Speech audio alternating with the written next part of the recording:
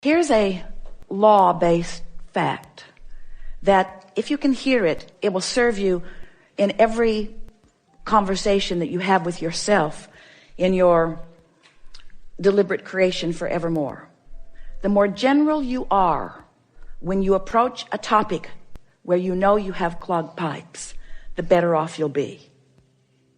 Now think about what that means. If you don't have any clogged pipes, if you're thinking about something wanted, then the more specific you are, the faster the momentum and the better it is, because you're carving out a path of least resistance to something.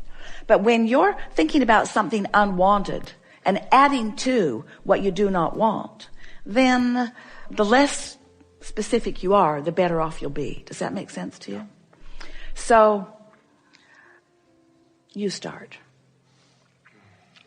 What's the goal here? To find the first pure thought about abundance. A pure thought about abundance. So just reach for a pure thought about abundance, which means try not to have it have any relationship to you. If you're not feeling abundant, then be good to leave you out of the equation for just a little bit. So let's just talk purely about the idea of abundance. All right. I would like the idea of abundance to make me feel free. Now, you don't feel free with the idea of abundance yet. So you just said something you don't mean. And this is something, now friends, we said we're going to really be fine-tuning here. So hear this statement. When you say something you don't mean, law of attraction, here's what you do mean.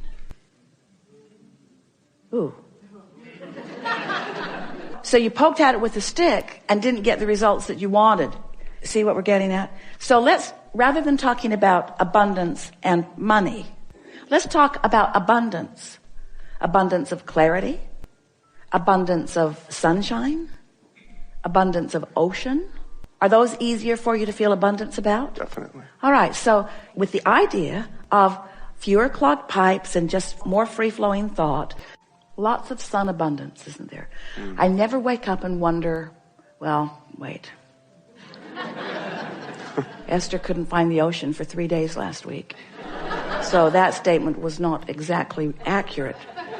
Whether I can see the sun or not, I know it's out there. Whether I can see it clearly or not, I know it's there.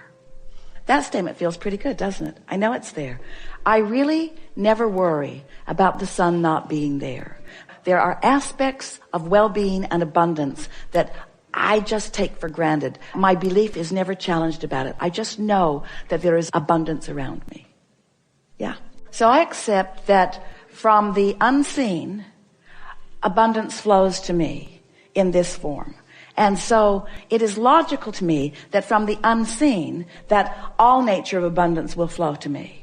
And that in the same way that I can be in a vibrational place of just allowing that to happen, I can be in a vibrational place of allowing more abundance on more subjects to happen. Feel how free-flowing that is? In other words, no resistance. And those statements were easy to make and felt good as you make them. Now that may be all the work that you need to do for one conversation that you're having with yourself. And you can tell that you've done good work because you have contemplated a subject and you felt good while you contemplated it. So we're going to make a statement to you, really to all of you. This is another refined point, very fine-tuning, deliberate creators that we are visiting with here today. So how do you feel about the concept of, in order to get the results that you want, if you've got some clogged pipes, just never mind them, lay some new pipes? Doesn't that make perfect sense to you? Isn't that an easy to understand concept? So now we just want to insert this very important understanding. When you're standing in the middle of clogged pipes, and you know you are because you feel uncomfortable, that's not the time to try to lay new pipes, because all you do is increase the clogging of the pipes that already exist. So here's a statement that we want you to remember. We want you to somehow, some way, and we'll talk more about that as we're moving forward, somehow, some way, get on this high-flying disc. It usually happens first thing in the morning, before things have come to thwart it. Sometimes you don't make it to breakfast, But first thing in the morning is when you're most likely to feel it. And the more you reach for it, the more you care about it, the more you milk it when you are there, the more you will own it, the easier it will be, the more the momentum will be there, the more often you'll be there, the easier it'll be to be there. So let's say you're there, and it doesn't matter if you even know how you got there.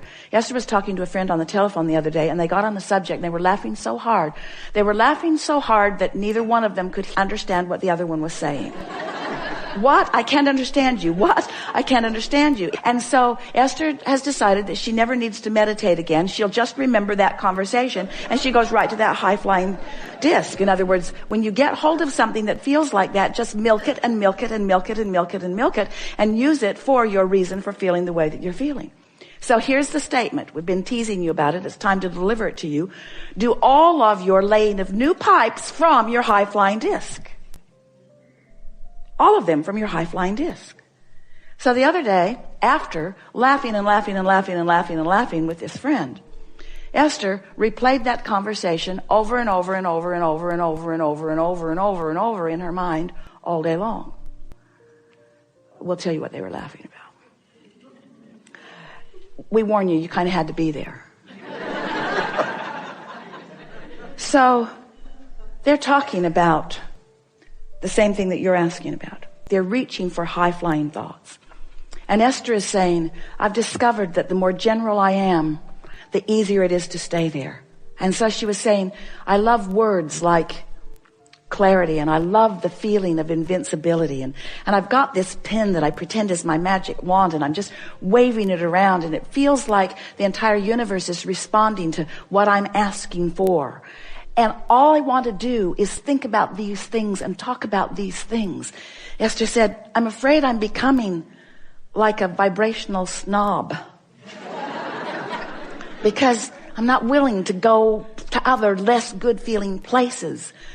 And her friend said, yeah, it's like others can't quite understand us. She said, it's like being in that room at the insane asylum. And Esther worked at the state hospital in Blackfoot, Idaho. She knows that room. She's seen that room. So Esther began laughing. And then one or the other of them is talking about people walking by and hearing them laughing in there and saying, just leave them alone. And don't get too close to the door. And then Esther said, yeah, and they'll slip food under the door to us. And her friend said, yeah, and we'll think we manifested it. So on and on and on and on. You've never heard two people snort more. So finding something like that and milking it just for the fun of it, milking it just for the clarity of it, causes you to practice that high-flying vibration and gain momentum of that high-flying vibration and make it more likely that that is the high-flying vibration that you own. Make it easier to be there. So after that, Esther went to bed that night playing that over and over and over in her mind. She had a long conversation with her daughter Tracy, who was waiting to pick someone up at the airport, telling her the story and laughing and laughing and laughing and laughing and laughing. What fun it is to have conversations with those who, like you, don't mind being locked in that crazy room where you are not facing reality, where your undivided attention is upon whatever subject it is that makes you feel like that. So Esther went to sleep in that vibration. And when she awakened in the morning, such an interesting thing happened. Because her first thought, now she's been listening to us for a long time, talking about how when you pre-pave, when you go to bed thinking about good things, and you'll wake up thinking about good things. And Esther woke up, and the first thought that was in her mind was maybe the most troubling thought that she's experienced in the last several years. That was the thought that was in her mind.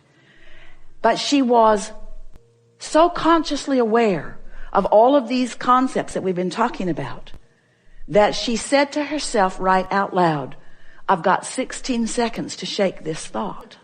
16 seconds to return to my high-flying disc.